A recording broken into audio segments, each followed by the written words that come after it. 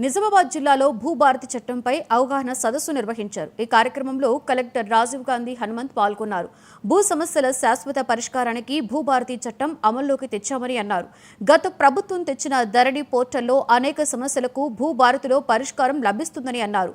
రైతులకు తమ భూములపై పూర్తి హక్కులు కల్పించేందుకు రాష్ట్ర ప్రభుత్వం ఈ చట్టాన్ని ప్రవేశపెట్టిందని అన్నారు కలెక్టర్ రాజీవ్. ఈ కార్యక్రమంలో పాల్గొన్న అదనపు కలెక్టర్ కిరణ్ భూభారతి చట్టంలోని సెక్షన్లు, వాటి వివరాలపై రైతులకు వివరించారు.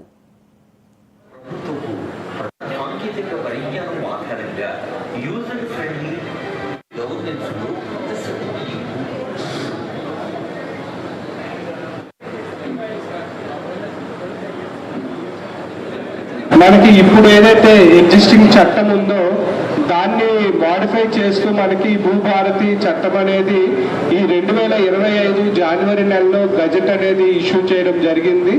మొన్న ఏప్రిల్ 14వ తారీఖున గౌరవ ముఖ్యమంత్రి వర్యులు గారు ఈ రూల్స్ కూడా మనకి ఈ కొత్త ఆర్ఓఆర్ చట్టం రూల్స్ కూడా ఆ రోజు లాంచ్ చేయడం జరిగింది.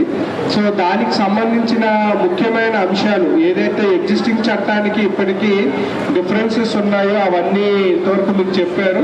సో దాంట్లో ముఖ్యంగా మీకు ప్రీవియస్గా ఏదైతే మనకి ఇప్పుడు ఉన్నది కొత్తది ఆర్ఓఆర్ యాక్ట్. ఆర్ఓఆర్ అంటే రికార్డ్ ఆఫ్ రైట్స్.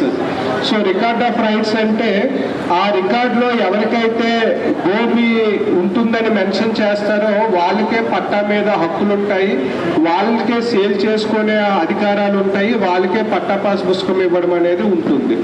సో ఈ రికార్డ్ ఆఫ్ రైట్స్ లో ఇప్పుడు ప్రజెంట్ మనకి ప్రీవియస్ గా ఉన్న ఏదైతే ధరణిలో ఉన్నాయో వాటిని టెంపరీగా ఇప్పుడు ఈ భూభారతిలో రికార్డ్ ఆఫ్ రైట్స్ లో తీసుకోవడం జరుగుతుంది. సో తీసుకున్న తర్వాత మనకి మే నెల నుంచి అన్ని మండలాల్లో కూడా మే నెల జూన్ నెలలో విలేజెస్ లో రైతు సదస్సులు ఏర్పాటు చేసి అక్కడే రైతుల నుంచి ఏవైతే సమస్యలు ఉన్నాయో ఆ రికార్డులో మాకు ఎక్స్టెంట్ తక్కువ వచ్చింది, పిఓబిలో ఎంటర్ అయ్యింది, లేదు సర్వే నెంబర్ తప్పుగా వచ్చింది, నేమ్ కరెక్షన్ లేదు, మా నేమే అసలు ఇప్పుడు ఉన్న ధరణిలో నేమే లేదు, అలాంటి ఇష్యూస్ ఏవైతే ఉన్నాయో అవన్నీ కూడా మనము తీసుకోవడం. భూభారతి అనేది గవర్నమెంట్ని ప్రవేశపెట్టింది. ఈ భూభారతి మీద అవగాహన కల్పించడానికి ఈరోజు మనం ఈ సమావేశాన్ని ఏర్పాటు చేసుకోవడం జరిగింది. అయితే ఈ భూభారతిలో ఎవరైనా రికార్డులు ఏమన్నా అంటే మీ హక్కులు ఇంకా పొందుపరచబడలేదు, లేకపోతే మీకు ఇంకా ఏమైనా మార్పులు చేర్పులు ఏమైనా మీకు ఏమైనా అభ్యంతరాలు ఉంటే కనుక మీకు అవన్నీ కూడా మళ్ళీ రెవెన్యూ యంత్రాంగం మళ్ళీ మీ ప్రతి గ్రామానికి వస్తుంది, రెవెన్యూ సదస్సులు చేస్తారు. చేసినప్పుడు మీకు ఏమన్నా దరఖాస్తులు ఇచ్చుకుంటే అప్పుడు ఇచ్చుకోవచ్చు.